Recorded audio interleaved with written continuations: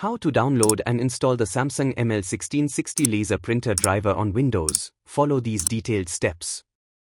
Open your web browser and enter your printer model number, Samsung ML1660 laser printer driver, in the search bar.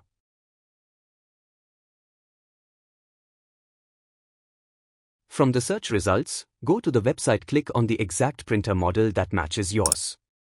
The website should automatically detect your operating system. If it doesn't, select it manually from the drop-down menu. Locate the appropriate driver for your Windows version, usually listed under Driver Universal Print Driver, and click Download. This will initiate the download of the driver file to your computer. Once the download is complete, open the downloaded file. This usually involves double-clicking on the file to run the installer. Follow the on-screen prompts to install the driver.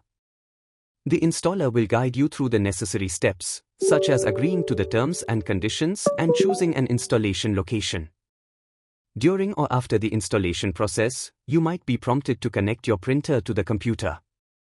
Use a USB cable to connect the Samsung ML1660 to your PC. Make sure the printer is powered on. The installation process may automatically detect the printer and complete the setup.